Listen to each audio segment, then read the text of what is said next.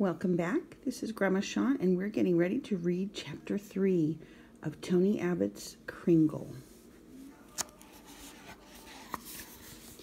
A kingly thing. The road. Even buried under days of new snow, it was easy enough for Kringle to find the road. He came hobbling over a low, wind-swept rise in the land, squinting through the driving flakes, muttering all the while, "Where is it, Merwin? You said it was nearby. 3 miles, not more. So where is it? Wait, you were right. There it is. There it is." And there it was. Merwin had told him all about the road.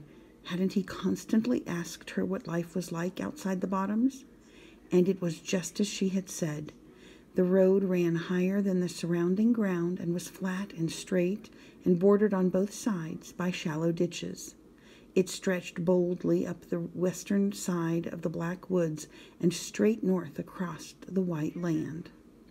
"Good road," he said aloud. "Straight road. Fast road." Stepping over its eastern ditch, he set his boots firmly on it and stamped on the stones. "If I take this road, it'll keep me away from the goblin woods and bring me all the way to Castrum. I'll get help there, and I'll find you, Merwin. Don't ever think I won't."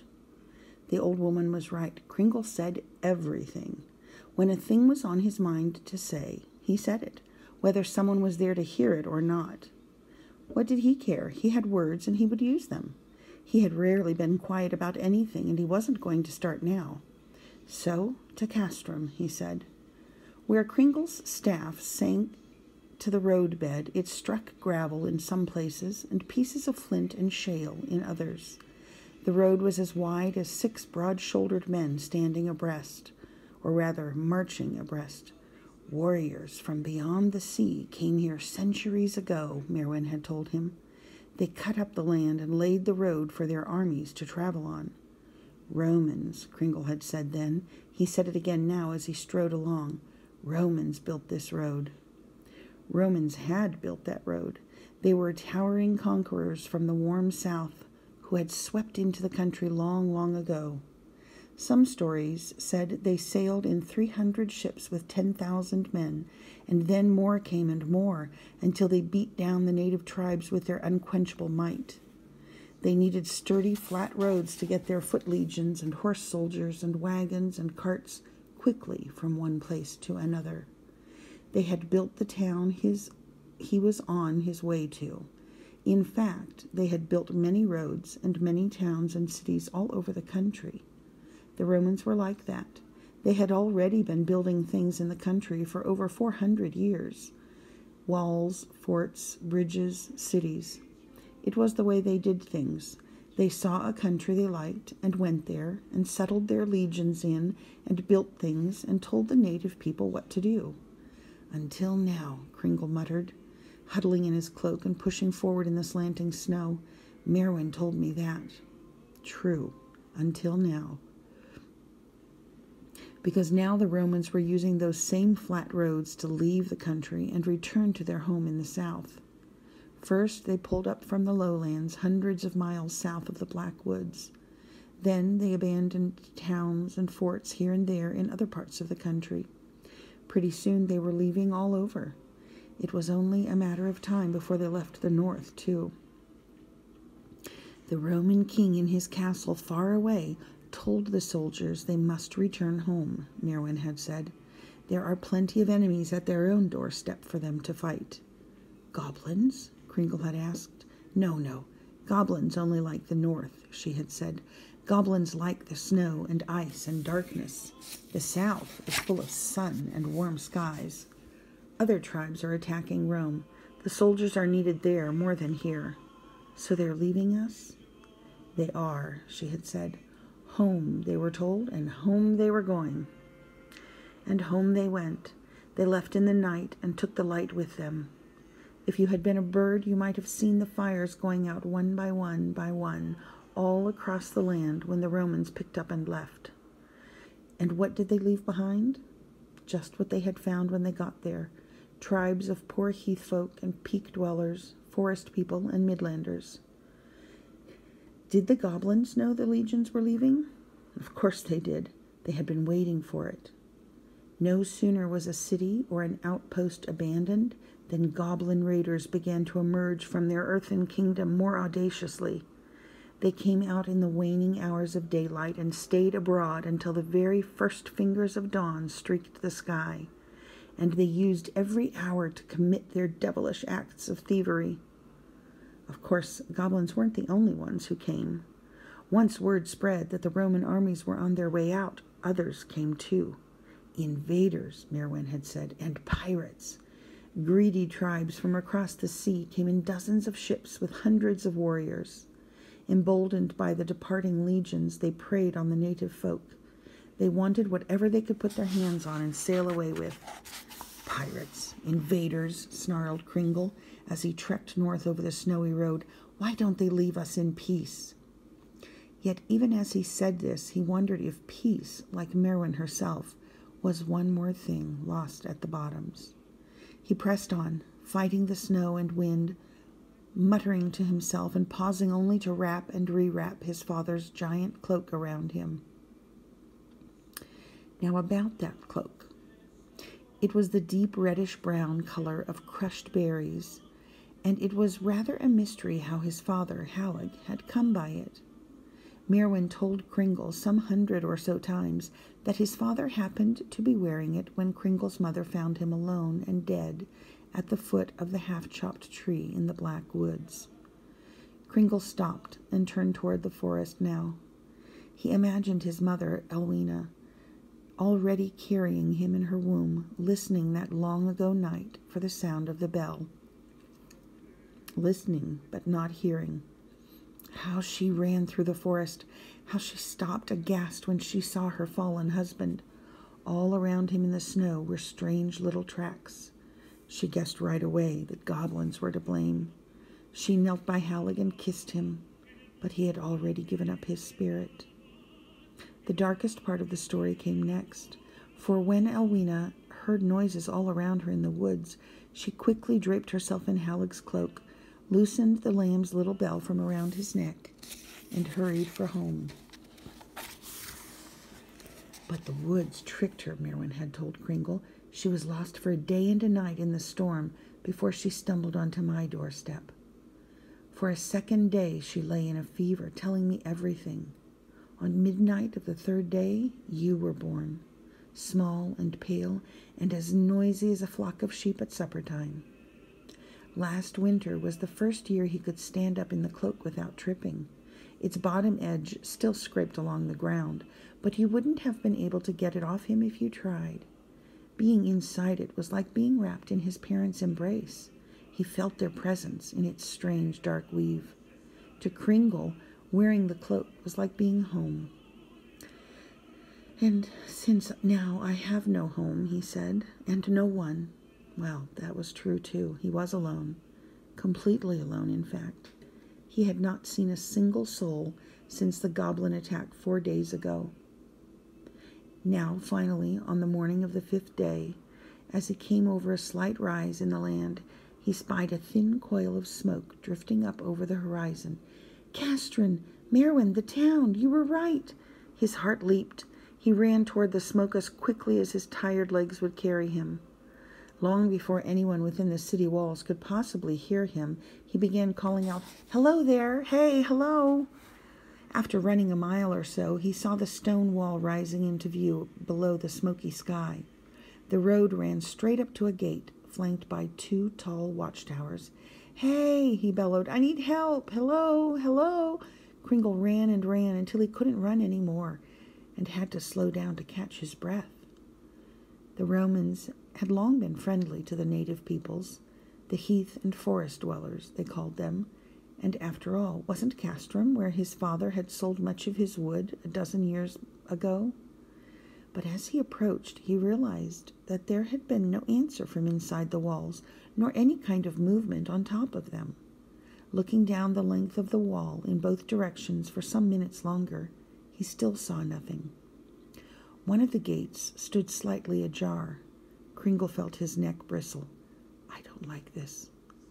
"Not at all. Why isn't there any movement or any sound?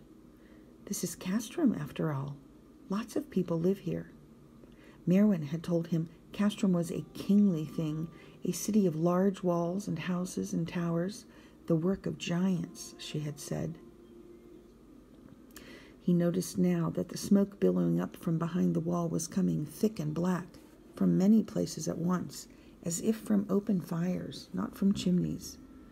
Trembling, fearing the worst, Kringle moved carefully up to the gate and peered around it. He didn't see much: a guardhouse inside the gate, the corner of a block of stables. Gripping his staff tightly, he stepped in. Oh, no, no, no! A large hall in the center of the town was smoldering. Its tower was cracked in half and leaning sideways across its foundation. The big gabled roof had an enormous gash in it, and he saw snow pouring down into the hole while flames leaped up from inside.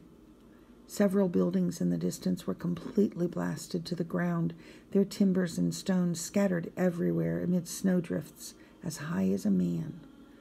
"Goblin storm," he hissed. "Goblin fire!" He tensed suddenly. Were the creatures still here? He didn't smell them. Were they the same goblins that had stolen Merwin? Perhaps they were. As he moved silently through the streets, he saw hundreds of webbed goblin tracks crisscrossing the muddy snow. He passed house after house, either iced over or burned or both. A stone shrine to several Roman gods stood open and roofless, its statues shattered and torched. A second altar was ravaged, all its gift offerings dashed to the ground. When he heard the faint creak of wood on wood, he stopped, breathless. He closed his eyes and listened. He listened. There it was again. His heart pounded in his chest. He glanced back at the gate. No, it was too far away now. Merwin had told him not to be afraid. "Don't let them feel your fear," she had said. Easier said than done, he told himself. I'll have to fight. Of course I'll fight. Wait, me? Fight? I'm just a boy. Still, clutching his staff even more tightly, Kringle moved around the side of a house to the alley behind it. Standing nearly empty was a large wagon with an old saggy-backed horse tied to it. Wind howled down the alley. The horse shifted, and the wheels creaked again. Oh, he let out his breath slowly. So, all right. Nothing. Suddenly, two shapes, not goblins, hustled down the alley toward him. One of them looked up. Oh, my dear boy! It was a woman. She had her arms around an old man who hurried next to her with his eyes closed. "Why are you still in Castrum?" she asked. "I just got here," he said. "What happened? Was it goblins?" The woman nodded, hurrying the old man to the wagon. "First came the storms, then the fires," she said. "They burst upon us in the dead of night. They came for the children. Then they took everything else. Swords, armor, wagons, pots and pans. They drove all but a few of the horses off." "The goblins took my friend, Merwin," Kringle blurted out. "They tried to get me, but she fought them off. She saved me." "You were lucky," said the woman. "They stole the poor children, innocent souls. All taken." Taken? The children all taken by those terrible creatures? He couldn't imagine the horror of it. He felt an ache in his chest, but held back a sob. Did the soldiers fight back? The Legion left 2 weeks ago," the woman said, helping the old man up to the wagon's seat, then pulling herself up next to him. "We were defenseless. We stayed too long."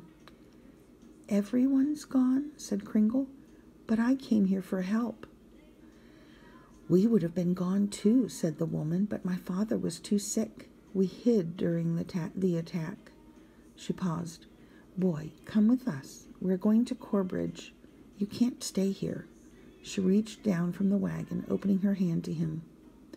Go with her? Leave? But he couldn't. Kringle shook his head. "I have to stay. Merwin is out there. The goblins took her instead of me.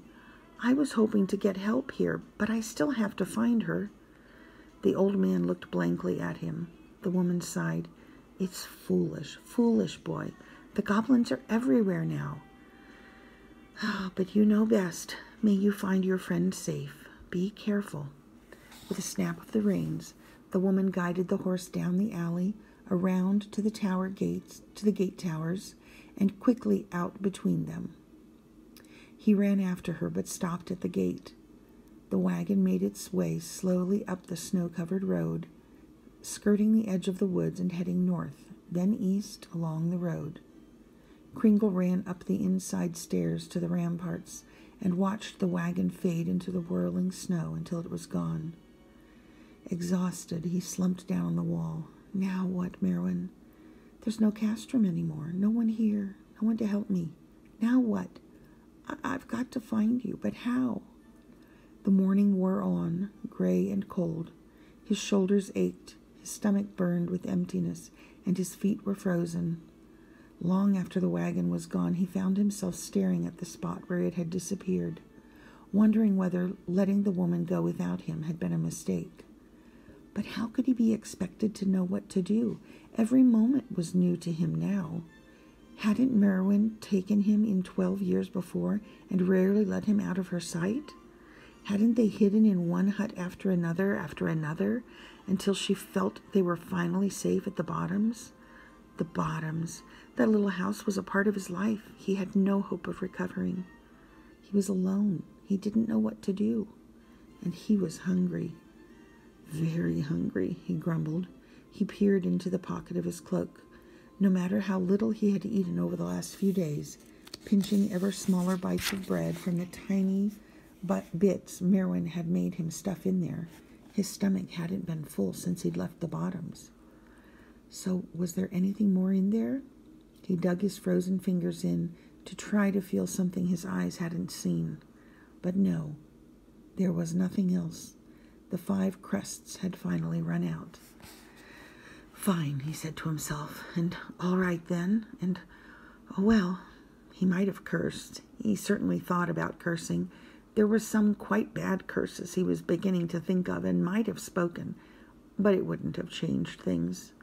It was all the same either way. He was hungry, alone, and without a single idea of what to do next. It was a good thing, then, that a movement near the edge of the woods happened to catch his eye. When he looked, he saw a tiny thing of white and brown and black swooped down from the gray sky and dropped to the ground between the wall and the forest. It was a bird, and it was pushing the snow aside with its little beak. Flick, flick, flick. Kringle jumped up on the wall. "What?" he said, and again, "What?" Was it a sparrow? It was a sparrow. "Oh, wait!" He ran down the stairs 2 at a time, tore through the gate, and raced across the snow toward the forest. "Wait, wait!" Flick, flick. The bird dug at the icy crust and into the snow, probing, flicking, bobbing, until it stilled and dipped its head into a hole. Kringle ran to the bird, watching its tiny beak clamp onto something hard and small. In a flash, the sparrow was back in the air, winging into the sky. "No, wait, wait, wait!" But the bird looped up and away so quickly into the gray clouds that it was gone before he knew it. He watched and watched the skies, but it did not reappear. Gone. Gone. All the way gone. Then, just as he was about to turn away, he heard, oh, glory that he heard it at all, he heard the sound of his name being spoken from beyond the clouds. It was a sound more said than rung, more sung than said. It was the sound of his bell. Kringle. He jumped in the snow and roared with joy. "The bell! Merwin, Merwin, the sparrow found the bell!" And that is the end of Chapter 3. Thanks for joining in, and we'll catch you next time for Chapter 4.